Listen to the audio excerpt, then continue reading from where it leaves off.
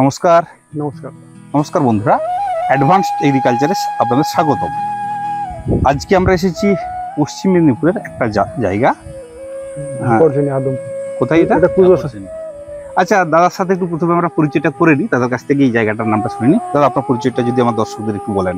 এটা কুজোসান অঞ্চলের ঝাপড়শ্রেণী গ্রাম আর কি। আপনার ওই বাগানে যদি একটু আসেন, কিভাবে আসবেন? সরাসরি আমাদের কুজোসান তো সবাই চেনে। কুজোসান থেকে উত্তরের দিকে একটা রাস্তা আছে, কেশিপুর গ্রাম, তারপরে ঝাপড়শ্রেণী গ্রাম। এটা পশ্চিম মেদিনীপুর। হ্যাঁ। আপনাদের ব্লকটার নাম কি? নারায়ণগড় ব্লক। এটা নারায়ণগড় ব্লক।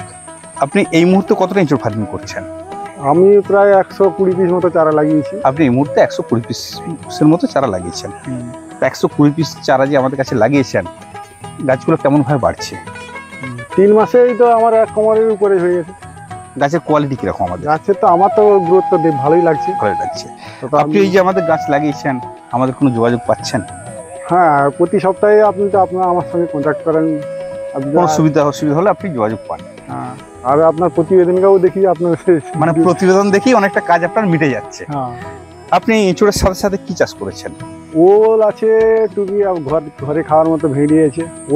মানে এর ভেতরে ম্যাক্সিমামটাই আপনি ওলের চাষ করেছেন জমিটাতে। মানে এঁচড় ফলন হতে 2 বছর সময় লাগবে, এর জন্য ভেতরে গ্যাপে গ্যাপে আপনি ওল চাষ করেছেন। দাদা, আপনি এর আগে কি করতেন? আমি আর্মিতে ছিলাম, এক্স আর্মি। আমি 18 বছর সার্ভিস করে চলে এসেছি। বাবা অনেক জায়গায় জমি পড়ে আছে, সেই জন্য আপনি এঁচড় ফার্মিং এ। তারপরে শ্রীকান্ত দাদার প্রতিবেদন দেখলাম, ভালো লাগলো, গিয়ে যোগাযোগ করে এই আর কি। আপনি গাছটায় কি ওষুধপত্র দিচ্ছেন? আপনার পরামর্শ, শ্রীকান্ত দাদার পরামর্শ মতো সপ্তাহে একবার করে নিম তেল আর ওই হাড় সারের গুঁড়ো দিয়েছি। আর কিছু একটু হাড় সার দিয়েছেন গোড়াতে, আর একটু ওই নিম তেল দিচ্ছেন। আচ্ছা, কোনো রোগ পোকার উপদ্রব কি বুঝছেন? আমার তো নজরে পড়ছে না, এবার আপনার বেশি ফার্মিং সম্বন্ধে এত আমার আইডিয়া নেই। আরেকটা আপনার কথা বলি, এই যে গাছগুলো লাগিয়েছেন, কতটা কষ্টের গাছটা চাষ করা? এই গরমের সময় তো আমি তো প্রতিদিন সকাল বিকাল জল দিতাম। মানে একটু জলটুকু, বৃষ্টি বাদলার কারণে জলটুকু খুব প্রয়োজনের। প্রচুর জল দিতে হয়েছে আমার তো। আচ্ছা, জল নাই দিতে হয়েছে। এই যে পেয়ারা চাষ বা আদার্স চাষ আপনাদের এলাকায় হয়, সেই তুলনায় কতটা কষ্ট বলে মনে হচ্ছে অন্যান্য চাষের থেকে? এখন তো গাছটা লেগে গেছে, এরপর ফলন হলে বুঝতে পারবো। মানে চাষটা ততটা সমস্যার নয়।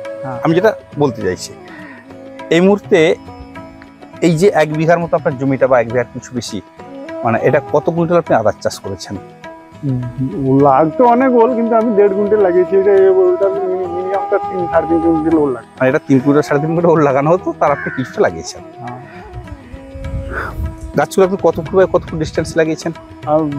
আপনার পরামর্শে 12 ফুট বাই ছিল। মানে আপনি আমাদের প্রথমত 12 ফুট বাই 12 ফুটই লাগিয়েছেন। এই যে 120টা গাছ লাগিয়েছেন, আমাদের গাছ কি কোনো মারা গেছে আপনার? হ্যাঁ, মানে আমাদের ত্রুটিতে কি কোনো গাছ মারা গেছে? জলের সমস্যা কি হবে, 2-3টা গাছ গেছে। মানে 120টা গাছের মধ্যে আপনার 2-3টা গাছ জলের সমস্যার কারণে গেছে। মানে জলটা যদি ঠিকঠাক দেওয়া যেত গরমের সময়টা, তাহলে সম্ভাবনা থাকে। গরমটা প্রচুর না। এই এঁচড় ফার্মিং এ আপনি কতটা সম্ভাবনা দেখছেন?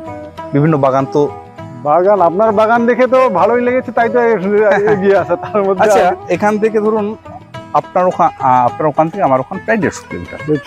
কোথাও 20 টাকা, কোথাও 50 টাকা গাছ পাওয়া যায়। আপনি 165 টাকা দিয়ে এত দাম দিয়ে কিনলেন কেন আমাদের? না, আমি অনেক নার্সারিতে ঘুরেছি, কিন্তু সেরকম কেউ কথাগুলো আমার সেরকম চয়েসফুল হয়। বা আমাদের যেমন বিভিন্ন বাগান আছে, সেরকম বাগান করাতে পেরেছে বিভিন্ন, সেরকম কোনো গ্যারান্টি। সবাই বলছে আপনি যেরকম করবেন সেরকমই হবে, কিন্তু আপনি যে বলছে আমি গ্যারান্টি নেবো, আপনার যতদিন না ফল হচ্ছে, আমি দেখছি আপনি আমার সঙ্গেও আছেন। আমাদের হোয়াটসঅ্যাপ গ্রুপে তো আপনি আছেন। সেখানে তো যে কোনো কৃষকের সমস্যাই আমরা সমাধান করি। হ্যাঁ, প্রতিবেদনগুলো আপনি দেখতে না, তো আমরা প্রতিবেদন দিচ্ছি, সেটা সবার জন্য, সবাই দেখছে। স্পেশাল যে আমাদের একটা হোয়াটসঅ্যাপ গ্রুপ আছে, যেখানে আমাদের কৃষকদের রাখা আছে, সেই গ্রুপ থেকেও আপনারা অনেক সুযোগ পাওয়া, যে কোনো সমস্যার সমাধান পাচ্ছেন। দাদা, আপনি কি করেন? আমি চাষে খাটি। আপনি চাষে খাটি। চাষে খাটাটা এইভাবে বলছেন কেন? বলুন, কৃষিকাজের সাথে যুক্ত, আমাদের তো শুনতে ভালো লাগবে। দিন বদলাচ্ছে, মানে আপনার কথাটাতে আমি এটা অনুভব করছি, চাষি তাকে লেবার মনে করে, শ্রমিক মনে করে, তাই ভাষাটা আসে চাষে খাটছি। বন্ধুরা, উন্নত যুগ, দিন বদলাচ্ছে, এই জায়গাটা থেকে বের হতে হবে। কারণ ফার্মিং আসতে হবে, যেহেতু নিত্য নতুন চাষ। ধরুন আপনাকে এঁচড় ফার্মিং করতে হবে এটাও না। ধরুন আপনার এলাকায় বিঘার পর বিঘা আমি আস্তে আস্তে দেখলাম পেয়ারা চাষ হয়, কি যেমন করতে পেয়ারা পারে, চাষের বিষয়ে প্রচুর ভালো মানে চাষ। ভালো যদি ফলন হয় বিঘাতে 1 লাখ 1.5 লাখ 2 লাখ টাকা পর্যন্ত চাষি করতে পারে, সঠিক ওয়েতে যদি করে। তাহলে চাষে খাটি এরকমটা কৃষক দ্বারা বলা চলবে না। কৃষককে উন্নত হতে হবে, ভাষাটা উন্নত করতে হবে, আত্মবল বাড়াতে হবে, বলতে হবে ফার্মিং করি। এবং যেহেতু বিকল্প অনেক চাষ আছে যেখানে আমরা লক্ষ লক্ষ টাকা রোজগার করতে পারি, সেই পথে আমাদেরকে আগাতে হবে।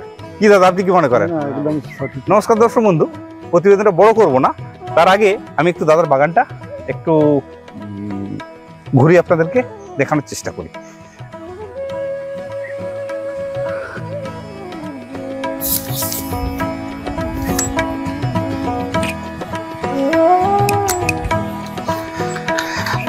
গাছগুলো একটু দেখে নিন আপনারা।